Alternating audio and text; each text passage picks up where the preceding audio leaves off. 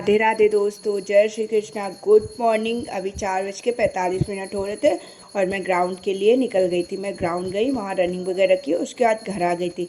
घर आके मैंने पूजा पाठ किया, छत पर गई, स्नान ध्यान कराया और नीचे आके लड्डू गोपाल को स्नान ध्यान कराया।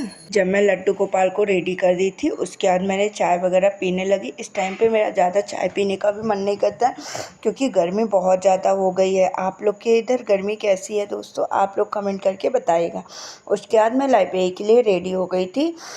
मैं सोची जल्दी जल्दी रेडी हो जाऊँ लाइब्रेरी के लिए। इस टाइम पे मुझे लाइब्रेरी में जाते जाते 8 बज जाते हैं क्योंकि ग्राउंड वगैरह जाती हूँ, वहाँ से आकर बहुत थक जाती हूँ। तो थोड़ा सा मैं रेस्ट लेती हूँ, आधे घंटे का। इसलिए रेस्ट लेती हूँ कि जब लाइब्रेरी जाऊँ तो मैं फ्रेश फील करूँ। एक दिन मैं बिना रेस्ट लिए गई थी तो फिर मुझे इतनी ज़्यादा नींद आ रही थी ना, इसलिए आधा 1 घंटे का मैं रेस्ट ले लेती हूँ। तो जब लाइब्रेरी जाती हूँ तो बिल्कुल फ्रेश फील करती हूँ दोस्तों। यदि आप लोग भी सुबह मॉर्निंग वगैरह जाते हैं, वहाँ से आके नहा धो के पूजा पाठ करने के बाद आप लोग भी थोड़ा रेस्ट लिया करिए। उसके बाद ही लाइब्रेरी जाया करिए या पढ़ना स्टार्ट किया करिए, आपको भी बहुत ज़्यादा फ्रेश फील होगा। तो अभी मैं लाइब्रेरी पहुँच गई थी। लाइब्रेरी में मैं पहुँच कर सबसे पहले स्टैटिक जीके को पढ़ना स्टार्ट किया। चलिए अब मैं आज बताती हूँ आप लोगों से मैंने स्टैटिक जीके के कितने चैप्टर पूरे कंप्लीट कर लिए हैं और कितने चैप्टर का रिवीजन मुझे प्रॉपर अभी करना है, जिनका मैंने पहले रिवीजन कर चुका था और जो एक भी बार मैंने रिवीजन नहीं किया है। जब ये सारे चैप्टर मेरे कंप्लीट हो जाएंगे उसके बाद उन चैप्टरों का मैं रिवीजन करूँगी। तो चलिए अब मैं आप लोगों से शेयर करती हूँ कि मैंने कौन कौन से चैप्टर का प्रॉपर रिवीजन कर लिया है। तो मैंने शास्त्रीय भाषा को कंप्लीट कर लिया है, शास्त्रीय नृत्य को कंप्लीट कर लिया, रामसर साइट्स को पूरा पर रिवीजन कर लिया, मंदिरों को, घराने, बायोस्फीयर रिजर्व और विश्व धरोहर, इतने चैप्टर मेरे प्रॉपर रिवीजन हो चुके हैं दोस्तों। धीरे धीरे जो जो चैप्टर मैं प्रॉपर रिवीजन करते जाऊंगी तो वो आप लोगों से शेयर करती जाऊंगी। आप लोग भी ये चैप्टर अपने प्रॉपर रिवीजन कर लीजिए। तो चलिए इन चैप्टरों से मैं जो इम्पोर्टेंट क्वेश्चन बनते हैं मैं आप लोगों से पूछती हूँ, आप लोग कमेंट बॉक्स में आंसर बताइएगा। बैजंती माला किस शास्त्रीय नृत्य से संबंधित है? यामिनी कृष्णमूर्ति का संबंध किस शास्त्रीय नृत्य से है? रागिनी देवी का संबंध किस शास्त्रीय नृत्य से है? त्रिभंग मुद्रा का उपयोग किस शास्त्रीय नृत्य के दौरान किया जाता है? वैष्णव धर्म से संबंधित कौन सा शास्त्रीय नृत्य है? वर्तमान में कितनी शास्त्रीय भाषाएं हैं? कौन कौन सी नवीनतम शास्त्रीय भाषाएं जोड़ी गई हैं? सबसे पहली शास्त्रीय भाषा कौन सी है, उसे कब जोड़ा गया है? उड़िया शास्त्रीय भाषा को कब जोड़ा गया है? ये कुछ इम्पॉर्टेंट क्वेश्चन है जो स्टैटिक जीके से इन 2 चैप्टरों से। आप लोग प्लीज़ क्वेश्चन को ध्यान से सुना करिए और आंसर देने की कोशिश किया करिए दोस्तों। मैं आप लोगों से वही सब क्वेश्चन पूछती हूँ जो इम्पॉर्टेंट रहते हैं और हमारे एग्ज़ाम में बार बार पूछे गए हैं और हमारे नेक्स्ट एग्ज़ाम में भी बनने की संभावना रहती है। उसके बाद मैं हिस्ट्री पढ़ने लगी थी। हिस्ट्री में मैंने आज भारत में अरब आक्रमण को रिवीजन किया और दिल्ली सल्तनत मेरा आधा रिवीजन हो चुका है। आधा कल मैं रिवीजन कर लूँगी क्योंकि दिल्ली सल्तनत में जैसे गुलाम वंश हो गया, खिलजी वंश हो गया, तुगलक वंश हो गया, सैयद वंश हो गया और लोधी वंश, तो थोड़ा ज़्यादा लेंदी हो जाता है, इसीलिए मैं आधा आधा करके याद कर रही हूँ। तो मेरा गुलाम वंश और खिचली वंश तक कंप्लीट हो गया है और 3 वंश मैं कल कंप्लीट करूँगी। तो चलिए गुलाम वंश और खिलजी वंश से जो भी इंपॉर्टेंट क्वेश्चन बनते हैं मैं आप लोगों से पूछती हूँ दोस्तों। आप लोग इन सभी क्वेश्चनों के आंसर कमेंट बॉक्स में देने की कोशिश किया करिए। और अगर आपने इन चैप्टरों को रिवीजन नहीं किया है, प्लीज़ दोस्तों अब आप रिवीजन करना स्टार्ट कर दीजिए क्योंकि अभी टाइम बिल्कुल भी नहीं है। मतलब जून में तो एग्ज़ाम होगा ही हमारा, इसीलिए अभी तक मैं आप लोगों से मानती हूँ कि आप अपना पूरा सिलेबस कंप्लीट कर चुका होगा, अब बस रिवीजन करना बाकी होगा। आप लोगों से 5 क्वेश्चन गुलाम वंश से पूछूंगी और 5 क्वेश्चन खिलजी वंश से पूछूंगी। तो चलिए अब मैं गुलाम वंश से स्टार्ट करती हूँ। गुलाम वंश का संस्थापक कौन है? गुलाम वंश का शासनकाल कब से कब तक था? लाख बख्श और पीर बख्श की उपाधि किसे दी गई थी? कुतुबुद्दीन की ऐबक की मृत्यु कब हुई थी? दिल्ली सल्तनत पर बैठने वाली पहली व एकमात्र महिला शासिका कौन थी? खिलजी वंश की स्थापना किसने की थी? खिलजी वंश का शासनकाल कब से कब तक था? जलाउद्दीन फिरोज शाह खिलजी का वास्तविक नाम क्या था? दिल्ली सल्तनत का प्रथम सुल्तान कौन था जिसने स्थायी सेना रखी थी? युग का विजेता किसे कहा जाता था। इसके बाद मेरा हिस्ट्री वाला भी पोर्शन कंप्लीट हो गया है। जैसे जैसे मैं अपने सारे चैप्टर रिवीजन कर रही हूँ, तो आप लोग भी कोशिश कीजिए कि मेरे साथ स्टडी में जुड़िए और आप लोग भी अपने सारे चैप्टर का प्रॉपर रिवीजन करते जाइए। मैंने अपना पॉलिटी वाला पोर्शन पूरा कंप्लीट कर लिया है। तो आज क्या किया मैंने कि बायो फिर से स्टार्टिंग से स्टार्ट कर दिया पढ़ना, क्योंकि बीच में गैप हो गया था और 2 ही चैप्टर मैंने रिवीजन किया था, इसीलिए मैंने सोचा वही दोनों चैप्टर से स्टार्ट कर देती हूँ। जैसे अब प्रॉपर पूरा पहले मैं बायो कंप्लीट करूँगी, उसके बाद केमिस्ट्री और फिजिक्स। तो बायो में मैंने आज कोशिका वाला चैप्टर पढ़ा और आप लोगों ने पूछा था कि दीदी आप बायो कहाँ से पढ़ी हैं, तो मैंने एनटीपीसी का बैच लिया था, उसी से मैंने प्रॉपर सारे सब्जेक्ट को कंप्लीट किया है।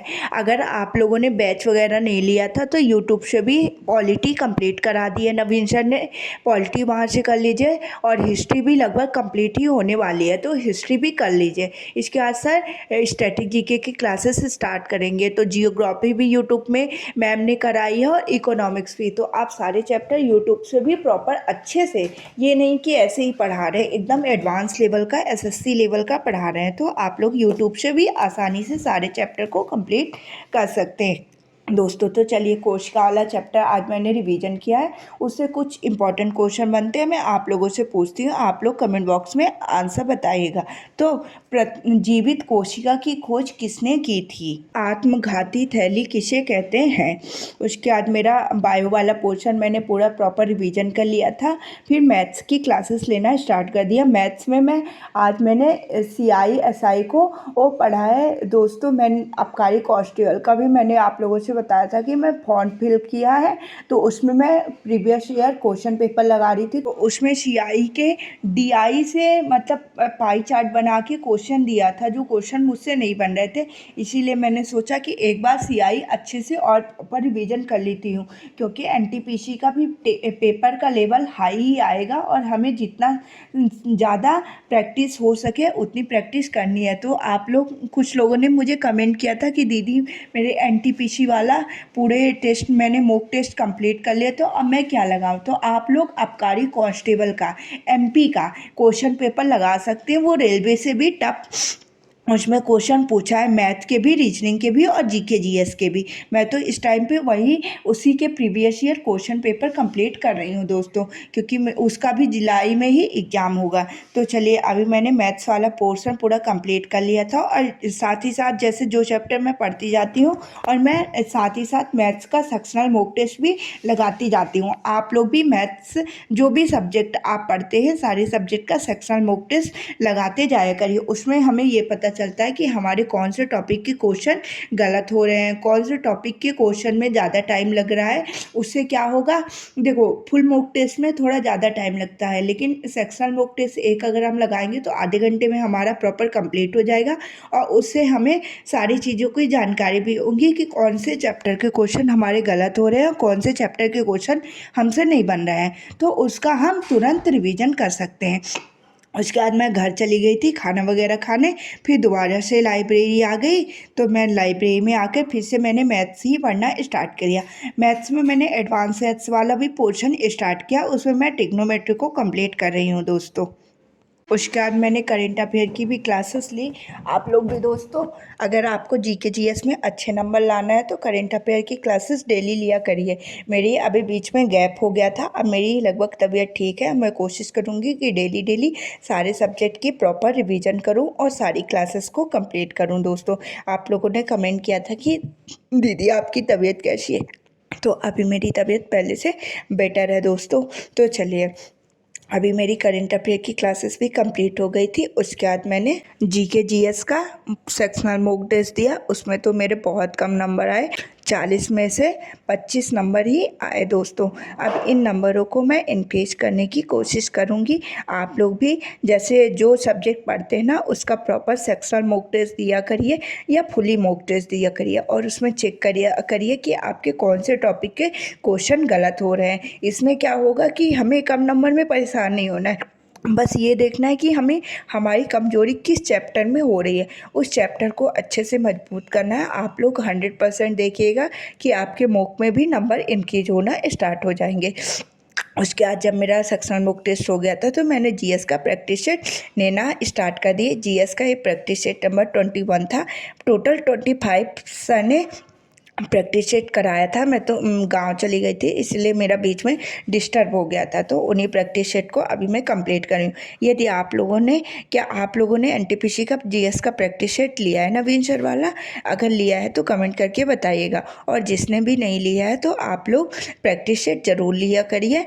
उसमें आपके जीके जीएस में नंबर इंक्रीज होने में बहुत ज़्यादा फ़ायदा होगा, क्योंकि सर ऐसे ऐसे क्वेश्चन कराते हैं ना कि जो थ्योरी में कवर नहीं हो सकते हैं, और ये तो प्रैक्टिस सेट में मेन जो क्वेश्चन पिछले एनटीपीसी वगैरह में पूछे हैं उनसे भी रिलेटेड होते हैं, इसीलिए प्रैक्टिस सेट को लेना बहुत ज़्यादा अनिवार्य है। उसके बाद जब मेरा प्रैक्टिस सेट हो जाता है तो मैं प्रैक्टिस सेट का रिवीजन डेली का डेली कर लेती हूँ। जैसे 52 से 53 मिनट की क्लासेस रहती है, तो मैं 1.5 की स्पीड में उसको आधे घंटे में, मतलब आधे घंटे 40 मिनट में कंप्लीट कर लेती हूँ, और उसके बाद उसका प्रॉपर रिवीजन करती हूँ। आप लोग भी दोस्तों ऐसा कर सकते हैं कि डेली एक प्रैक्टिस सेट लीजिए और उसका तुरंत ही रिवीजन कर लीजिए, तो आप लोग के लिए भी बर्डन नहीं होगा। उसके बाद मैंने रीजनिंग की क्लासेस लेना स्टार्ट कर दिया था। रीजनिंग का प्रैक्टिस सेट 35 नंबर से मैंने स्टार्ट किया। टोटल 35 क्लासेस सर ने कराई है। मैंने सोचा कि पीछे से स्टार्ट करूं, जल्दी से जल्दी अपने सारे चैप्टर मतलब सारे ई क्लासेस कंप्लीट करूंगी। अभी बीच में मेरा बहुत ज़्यादा गैप हो गया था, तो उसको मैं कवर करने की कोशिश करूंगी। और जो भी आप लोग मेरे साथ पढ़ाई अपनी कर रहे हैं, तो आप लोग भी सारे चैप्टर को प्रॉपर रिवीजन कीजिए मेरे साथ साथ। आप लोग देखिएगा कि एग्ज़ाम से पहले आप बहुत ज़्यादा अपनी तैयारी को बेहतर महसूस करेंगे। और अपनी तैयारी हमें 100% करनी है सारी सब्जेक्ट की, क्योंकि हमें सिलेक्शन लेना है, और हमारा सिलेक्शन तभी होगा दोस्तों जब हमारे सारे सब्जेक्ट में 100% पकड़ होगी। तो चलिए, अभी मेरी सारी क्लासेस वगैरह कंप्लीट हो गई थी। उसके बाद मैंने सारी बैग वगैरह पैक किया और घर के निकल गई। तो चलिए, अब आप लोग बताइए, आप लोग की तैयारी कैसी चल रही है? अच्छी चल रही है ना? अच्छी ही चलनी चाहिए, क्योंकि अभी टाइम बहुत कम है और हमें अपनी तैयारी को प्रॉपर अच्छे तरीके से करना है। तो अब मैं घर जा रही हूँ दोस्तों। बाय बाय, राधे कृष्ण, जय श्री कृष्ण। अब हम लोग मिलते हैं कल।